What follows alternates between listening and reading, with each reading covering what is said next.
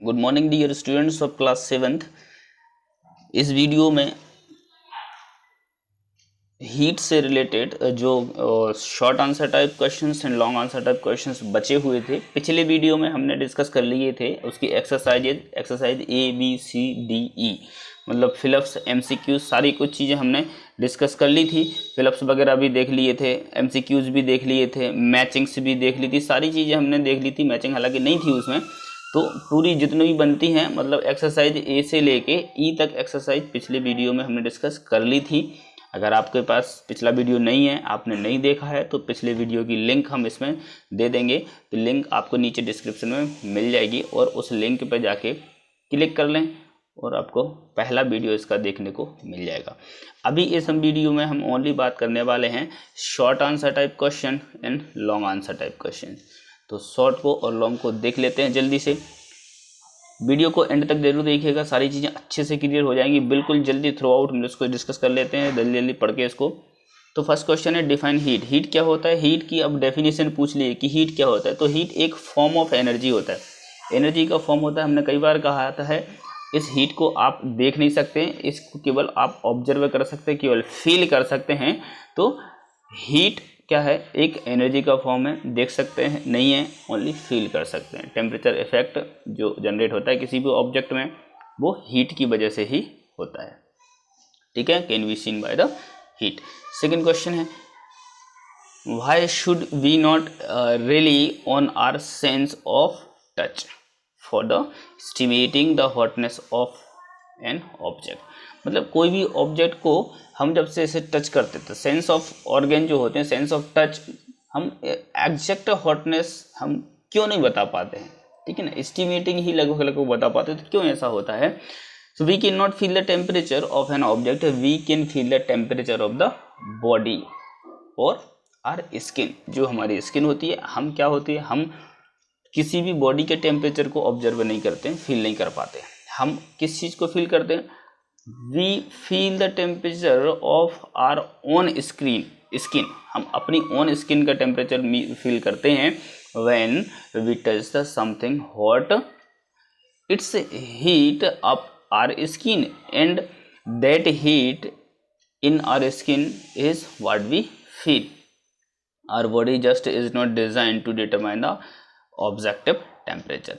हमारी स्किन जो होती है वो स्किन के टेम्परेचर को हम महसूस कर पाते हैं और हमारी स्किन उस ऑब्जेक्ट की टेम्परेचर को महसूस करती है, टच करती है। इसलिए हम डायरेक्टली किसी भी ऑब्जेक्ट के टेम्परेचर को नहीं बता पाते। Next question, question number 3, third question, what is the Celsius scale. Celsius scale क्या है? तो Celsius scale is most common to measure the temperature. Temperature को मेजर करने के लिए जो मोस्ट कॉमनली स्केल होती है वो सेल्सियस स्केल होती है। ठीक है, सेल्सियस स्केल और temperature scale marked on the thermometer for the measuring the temperature of an object. Temperature is expressed in the unit of degree Celsius.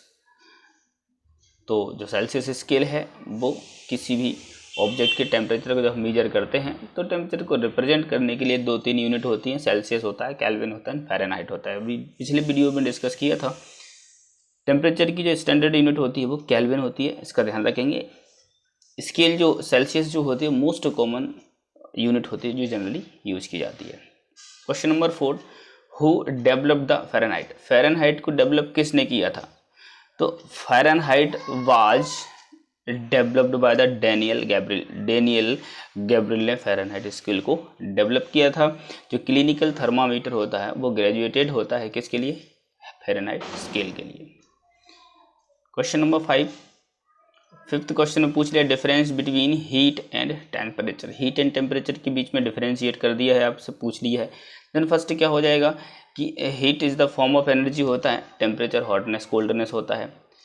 Heat की direction को आप डिटरमाइन नहीं कर सकते हैं, टेम्परेचर की डायरेक्शन को डिटरमाइन कर सकते हैं कि ठीक है हॉटनेस हॉट रीजन से लेके कोल्ड रीजन में फ्लो हो जाता है, टेम्परेचर हम मेजर कर पाते हैं।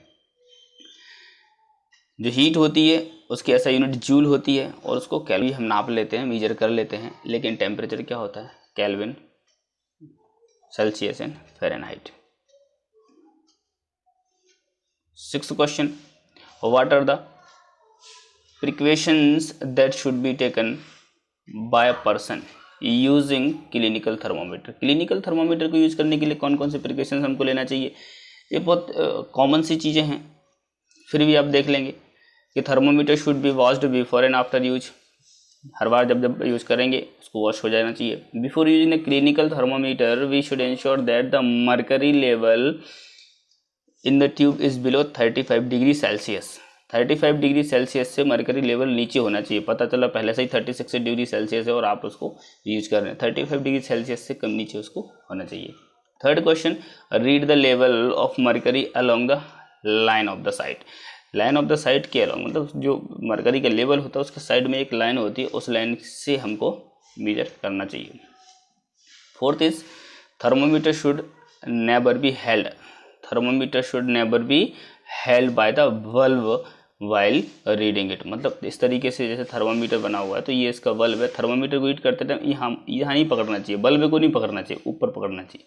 तो लोग बल्ब को पकड़ के उस तरीके से उठा देते हैं, यहाँ नहीं पकड़ना चाहिए। Fifth is handle the clinical thermometer with care. अच्छे से इसको यूज करना चाहिए, अच्छे से हैंडल करना चाहिए। क्वेश्चन नंबर 7, अच्छा क्वेश्चन नंबर 6, हाँ ये 6 हो जाता है। क्वेश्चन नंबर 7 है differentiate between clinical thermometer and digital thermometer. Digital thermometer and clinical thermometer के बीच में डिफरेंशिएट करना। ये डिजिटल हो जाता है, ये क्लिनिकल हो जाता है। अब इसको देख लेंगे। डिजिटल थर्मामीटर क्या होता है? डिजिटल में मरकरी नहीं होता, क्लिनिकल में मरकरी होता।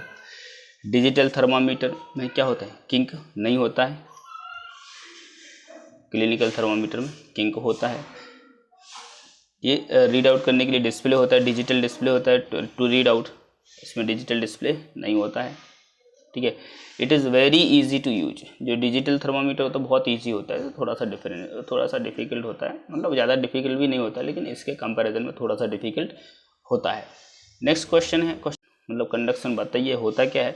अभी हमने चेक किया था, अभी हमने पढ़ा था पिछले वीडियो में कंडक्शन में क्या होता है। ये जो मॉलिक्यूल्स होते हैं ये हीट लेके अपनी जगह वाइब्रेशन करने लगते हैं इस तरीके से, और यहाँ से हीट को अगले मॉलिक्यूल के लिए दे देते हैं, फिर वो वाइब्रेशन करता है, वो वाइब्रेशन करता है। ऐसे वाइब्रेशन में 2/4 वाइब्रेशन करते हैं और हीट जो है आगे ट्रांसफर हो जाती है, उसको कंडक्शन कहा जाता है। एग्जांपल देख लेना है तो देख लेते हैं।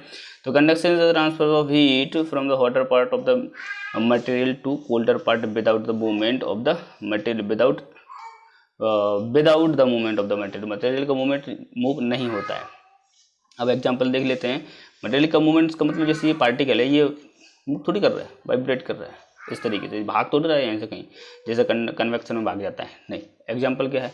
If we heat one end of the metal spoon we find that its other end also becomes hot after a while. कुछ समय बाद उसका दूसरा एंड भी हॉट हो जाता है। तो ये आपके पूरे शॉर्ट आंसर टाइप क्वेश्चंस हो जाते हैं। अभी हम लॉन्ग आंसर टाइप क्वेश्चंस को और देख लेते हैं। तो डियर स्टूडेंट्स, ये लॉन्ग आंसर्स को वीडियो ज़्यादा लेंदी ना हो जाए, इसके लिए मैं लॉन्ग आंसर्स को डिटेल में एक्सप्लेनेशन नहीं दे रहा हूँ। इसको थोड़ा सा वीडियो पॉज करके इसको नोट कर लीजिएगा। मैं इस तरीके से स्क्रीन को चला देता हूँ, आप वीडियो को जो है पॉज करके ये आंसर्स को नोट डाउन कर सकते हैं। वीडियो बहुत ज़्यादा लेंदी हो जाएगा, आपको देखने में भी प्रॉब्लम हो सकती है, ठीक है ना।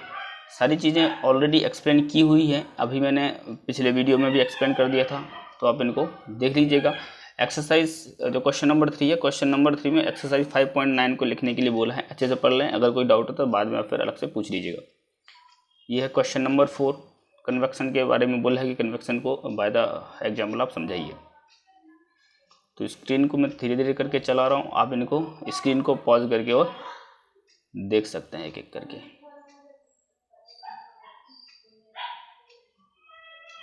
5A सी ब्रिज क्या होता है, अभी मैंने एक्सप्लेन किया था पिछले वीडियो में कि लैंड की तरफ सी से जाने वाली जो ब्रिज होती है, इस तरीके से ये सी है और सी से लैंड की तरफ हवा चल रही तो वो सी ब्रिज हो जाएगा। अगर लैंड से सी की तरफ चलेगी तो वो लैंड ब्रिज हो जाएगा। 5th में पूछा है लैंड ब्रिज, देख लीजिए इसको थोड़ा सा पहले।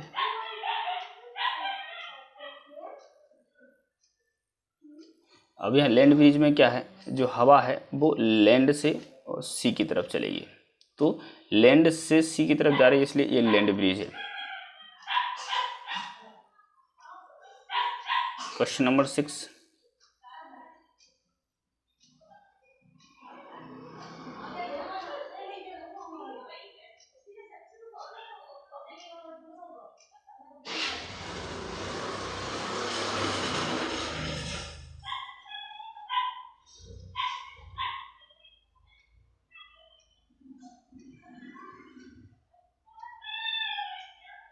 वीडियो को पॉज करके और आप इन आंसर्स को नोट कर लें।